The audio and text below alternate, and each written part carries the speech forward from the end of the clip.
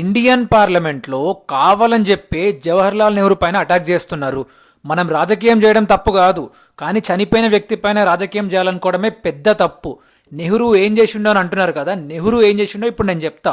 Point number 1, education. IITs కానీ, IIMs కానీ, AIIMS కానీ ఫస్ట్ తీసుకొచ్చింది నెహ్రూనే కదా. IIT Kharagpur first campus, IIM Calcutta first campus, AIIMS Delhi first campus. ఇవన్నీ ఎంత పెద్ద ఇన్స్టిట్యూట్స్. ఇప్పుడు ప్రపంచంలో పెద్ద పెద్ద కంపెనీస్ లో పనిచేసే సీఈఓస్ ఇంట్లో చదువుకున్నారు. సుందర్ పిచాయ్, పరాగ్ అగర్వాల్. అదే అని కాదు, కేంద్రీయ విద్యాలయ డిఫెన్స్ ఎంప్లాయీస్ వాళ్ళ ట్రాన్స్ఫర్స్ వల్ల వాళ్ళ పిల్లల చదువు ఎఫెక్ట్ కావద్దు అని చెప్పి కేంద్రీయ విద్యాలయ అనే కాన్సెప్ట్ తీసుకొచ్చారు. ఎంత మంచి ఇనిషియేటివ్ ఇది. Point number 2, scientific research. ఇప్పుడు మనం బాబా అటామిక్ రీసెర్చ్ సెంటర్ ఉంది కదా, 1974లో పోఖ్రాన్ 1 టెస్ట్ చేసినప్పుడు, 1998లో పోఖ్రాన్ 2 న్యూక్లియర్ టెస్ట్ చేసినప్పుడు దాని కాంట్రిబ్యూషన్ ఎంత ఉంది. ఈ రోజు ప్రపంచ దేశాలు మన పైన అటాక్ చేయాలంటే భయపడుతున్నాయంటే ఇండియా అనేది one of the nuclear weapons ఉన్న కంట్రీ.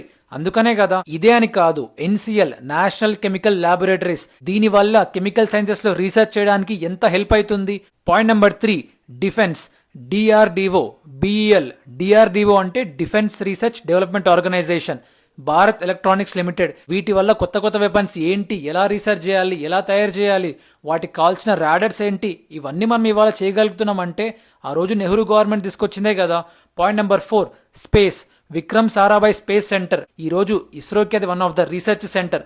అదే అని కాదు, ఇస్రో యొక్క శాటిలైట్ రాకెట్ వెహికల్స్ లాంచ్ చేసేటప్పుడు ఈ యొక్క Vikram Sarabhai space centre contribution ఎంత ఉంది. Point number 6, energy. ఓఎన్జీసీ అనే కంపెనీ ఇండియాలోనే చాలా పెద్ద కంపెనీ ఆయిల్ అండ్ గ్యాస్ లో. ఇప్పుడు ఇవాళ మనం క్రూడ్ ఆయిల్ ఎక్స్ట్రాక్ట్ చేయగలుగుతున్నాం అంటే దాని కాంట్రిబ్యూషన్ ఎంతో అంత ఉంది కదా. అదే అని కాదు, Indian oil corporation limited extract చేసిన ఆయిల్ ని రీఫైనింగ్ చేసి పెట్రోలియం ప్రోడక్ట్స్ కన్వర్ట్ చేసి వేరే దేశాలకు ఎక్స్పోర్ట్ చేయగలుగుతున్నాం అంటే ఈ ఇండియన్ ఆయిల్ కార్పొరేషన్ కాంట్రిబ్యూషన్ చాలా ఉంది కదా. Point number 7, agriculture.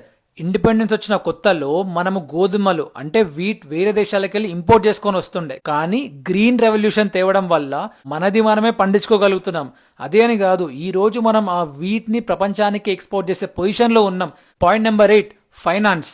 Life insurance corporation, one of the best insurance company in India. More than 40 lakh customers ఉన్నారు.